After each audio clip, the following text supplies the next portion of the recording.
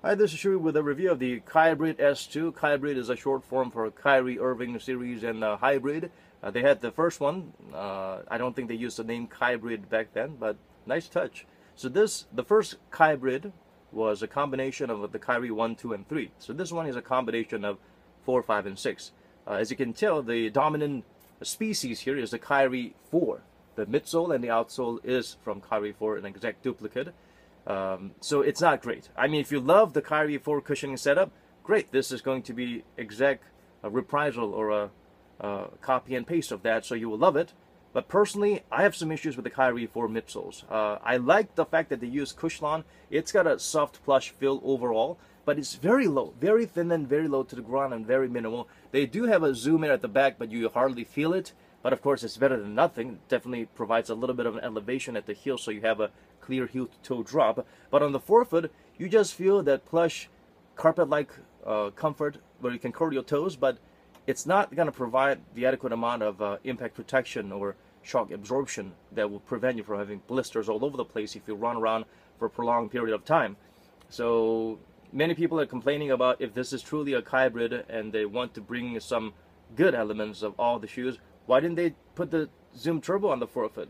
That's a big question for me as well. So if you don't like Zoom Turbo on the forefoot, if you like being low to the ground, and if you don't get blisters while other people do, yeah, this is the shoe for you. The outsole, it's got a nice little pattern, a lot of little separations and grooves to provide ease and fluidity of movement. That is good for the Kyrie 4s. Nice little zigzag impact guidance lines. That's also good to provide that extra cushioning effect. The outsole, if you can look closely, there are little dots, like a comic strip printouts. You see these little dots, right? Some people thought this is good. It might provide some extra durability or grip. This is actually what they're using as an excuse for extra durable rubber compound. In the past, I believe Nike used a different kind of overall chemical compound or a density or a mixture for the rubber outsole, so it's a little bit more durable. But these days they put a little bit of a coat, like these little dots. So it's like they should put like a microscopically, slightly more durable rubber compound. So what the issue with this is, it actually gets tackier and the grip actually improves once you wear out these little micro dots. Some of my friends actually use sandpaper to file them all out so that you will have a more even, grippy outsole surface. So this is a gimmick by Nike that doesn't work, and it's wasting both our times. So if you love these shoes and you want good traction out of it, do wear them out a little bit like those F1 race drivers do, where they kind of like smudge the tires around a little bit so that it gets a little bit more traction. So you might have to put in that extra work if you want to get the safe, firm, grippy, biting traction that this design was supposed to provide. So that's that.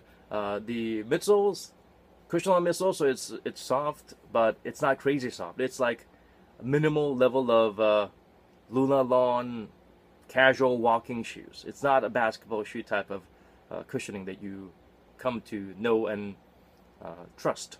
But of course, if you love the Kyries and you love the low to the ground feel, go for it. But if you get blisters, don't go for it. If you're used to shoes with adequate cushioning with some zoom air on the forefoot, why didn't they use a Zoom Turbo on the forefoot? Why didn't they use that element of the Kyrie 5s and 6? Of course, to cut costs, possibly.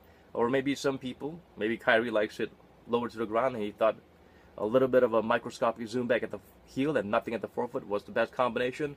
You pick your poison. For me, this is not my cup of tea. It also provides that heel reinforcement. I don't know if you should call this a heel cup, heel support.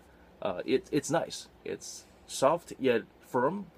And on the Achilles heel and the overall ankle padding, this is something close to the ones you get from the 6 and the 5s. The 4s had a weird shape that kind of shaped into my Achilles and my ankles a little bit, so I had a problem with the 4s. That main problem with the 4s solved. If you have the same problem, this is a godsend for you because it's softer, plusher, more plush, and it hugs your ankle a lot better without cutting into you. The fly trap contraption, which I think it looks good on paper, but personally, I don't know if this is exactly the most functional thing.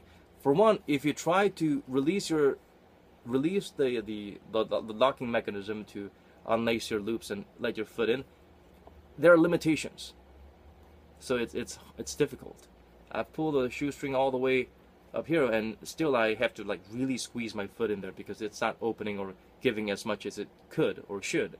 And when you lock them down, if you see the laces when they're lacing up here, this is pretty rigid, so it's not going to provide that extra additional tightness or lockdown that you need. Unless this width is perfect for you, then go for it. But if you need to make some adjustments, most human beings do, then this is not going to provide the best type of lockdown for you.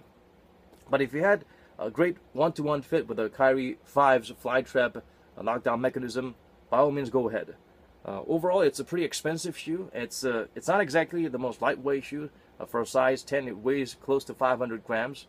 I mean, for a model that doesn't have some heavy-duty Nike tech inside, it's pretty heavy. It's really tight. For me, I always had to go up a whole size for the Kyrie 4s. Same applies here. It might even feel a little bit tighter than the Kyrie 4s, but if you had a perfect fit with the Kyrie 4s, go with that perfect fit that you've had with the Kyrie 4s.